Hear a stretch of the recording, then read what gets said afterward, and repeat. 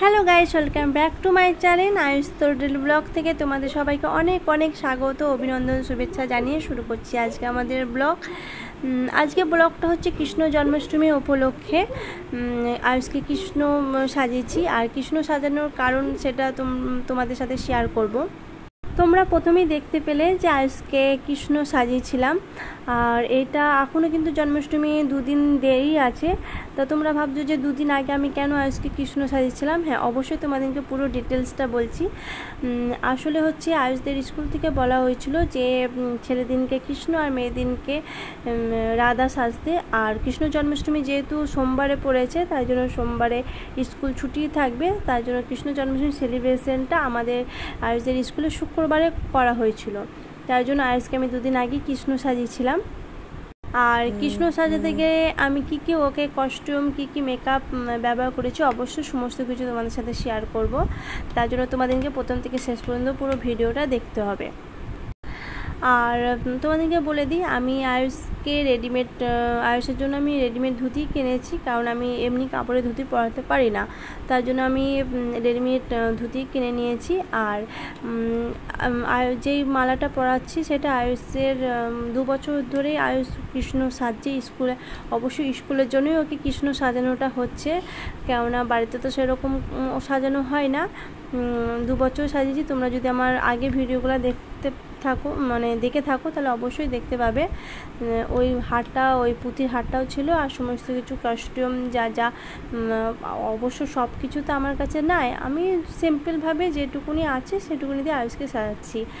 আর কোমরে একটা ভাবলাম যে চলো ওড়নাটা বেঁধে দিই, তারপরে ভাবলাম যে ওড়নাটা খুব বড় হয়ে যাচ্ছে, এই ওড়নাটা আর ম্যাচ ঠিকঠাক হচ্ছে না, তা বললাম যে না থাক, একটু গুজে দিলেই হয়ে যাবে, সাইডে একটু ছোট করে ভাঁজ করলেই হয়ে যাবে। তা তোমরা দেখো যে আয়ুষ মানে লক্ষ্মী ছেলের মতো কি সুন্দর চুপচাপ কৃষ্ণ সাজে। ও খুব আনন্দ যে ওকে ছোট কৃষ্ণ বা গোপাল সেজে কেমন লাগবে দেখবে, বারবার আমাকে বলছে যে কেমন লাগছে একবার দেখবো। আর ওড়নাটা, এই নীল রঙের ওড়নাটা ভেবেছিলাম এবার একটু অন্য স্টাইলে দেবো, মাথায় বেঁধে দেবো, কিন্তু দেখা গেল যে মাথায় বেঁধে দিয়ে ও মাথায় অনেকক্ষণ ধরে স্কুলে বা কতক্ষণ স্কুল হবে সেটা তো বুঝতে পারছি না, কতক্ষণ ও বেঁধে রাখতে পারবে কি রাখবে না, মাথা ধরে যাবে, মাথায় একটা চাপ পড়বে। সেই জন্য আমি ওকে কপালে দিলাম না, কপাল থেকে আমি খুলে আর সবুজ ওড়নাটা বাদ দিয়ে আমি ওকে নীল ওড়নাটা দেখলাম এর সাথে সবুজটা থেকে নীলটাই বেশি ম্যাচ করছে, তাই জন্য আমি নীলটাই বেঁধে দিয়েছে কোমরে। তোমরা দেখো কেমন লাগছে এটা। আমার তো মনে হয় যেন সবুজটার থেকে নীলটাই বেশি ভালো লাগছে, ম্যাচ করেছে। আর আমি হাতের কাছে সেরকম কিছুই পেলাম না, দেখলাম সাইডে একটা চামচ আছে, আর চামচে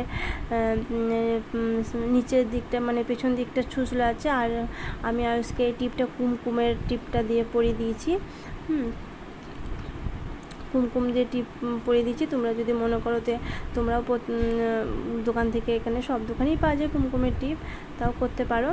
আর হাতে আমি আমার চুলের ফুল ছিল, ফুলটা 2 দিকে কেটে দু হাতে বেঁধে দিয়েছি। আর মোটামুটি সাজানো হয়ে গেছে আমার কমপ্লিট। আর তলায় একটা ছোট্ট পায়ে একটা সাদা, ভাবলাম যে সাদা টিপটা দিলে বেশ ভালো লাগবে, হয়ে গেছে। আর কৃষ্ণের ওপরে মুকুট পরিয়ে দিলাম। আমি মোটামুটি আয়ুষ কৃষ্ণ সাজে, যে তোমরা দেখতে পাচ্ছ কৃষ্ণ সাজে রেডি হয়ে গেছে, আর বাঁশি নিয়ে বসে পড়েছে। আমার এই ছোট্ট কৃষ্ণটা আর কৃষ্ণ বা গোপালকে কেমন লাগলো অবশ্যই কমেন্ট করে বলো। আজকের ভিডিওটা এই পর্যন্তই। আমার এই ছোট্ট গোপাল কেমন লাগলো অবশ্যই বলো। তাহলে তোমরা ভালো লাগলে অবশ্যই সাবস্ক্রাইব করো, লাইক করো। আজকের মতো এই পর্যন্ত, টাটা।